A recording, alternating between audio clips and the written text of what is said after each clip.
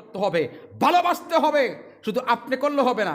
এই জন্যই আল্লাহ নবী বলছেন, তুমি খানা খাওয়া শেষ, তুমি বাহিরে দিয়ে একটা গলা হেঁকে দাও, একটা ডাক দাও, ভাই খানা দানা খাইছেন কি না।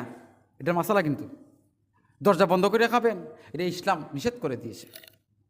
আল্লাহ পাক রব্বুল আলামিন আমাদের প্রত্যেককে বোঝার তৌফিক দেখ, সকলে বলে আমিন। ভাইরা আমার, আমরা আজকে আসি, কার কখন কোন হালতে কোন টাইমে মৃত্যুবরণ করবে। আপনি এখানেই দেখেন অনেক লোক আসছেন বসছেন, আজকে তারা দুনিয়াতে নাই।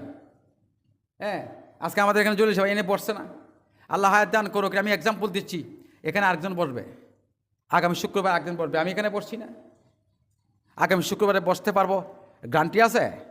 এই জিনিসটা আমাদের চিন্তা, বেশি ওয়াজ করার দরকার নেই তো ভাই আমার। সেই জন্যই ধন সম্পদ জন আল্লাহ যা দিচ্ছেন এটাকে আল্লাহ রাস্তায় খরচ করতে হবে।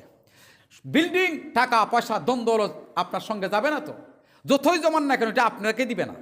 কারণ কাফনের ভিতরে পকেট আছে নাই, এটা মনে রাখতে হবে।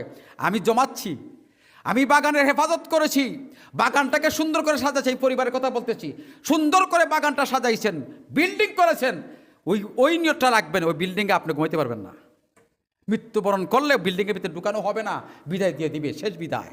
সবাই যত আপনজনই হোক, লাশ তাড়াতাড়ি বিদায় করেন, লাশ তাড়াতাড়ি বিদায় করেন। সুবহানাল্লাহ বলেন, সুবহানাল্লাহ বলেন। সেজন্য আল্লাহ পাক রব্বুল আলামিন আমাদেরকে বাঁচিয়ে রেখেছেন। যত জীবন বেঁচে থাকবো, যত দিন বেঁচে থাকবো, যতক্ষণ হায়াত আমাদেরকে আল্লাহ রেখেছে, আমরা চেষ্টা করবো কমপক্ষে 5 ওয়াক্ত নামাজ জামাতে আদায় করার জন্যে। আল্লাহ পাক রব্বুল আলামিন আমাদের প্রত্যেককে নেক আমল করার, 5 ওয়াক্ত নামাজ পড়ার তৌফিক দান করুক সকল।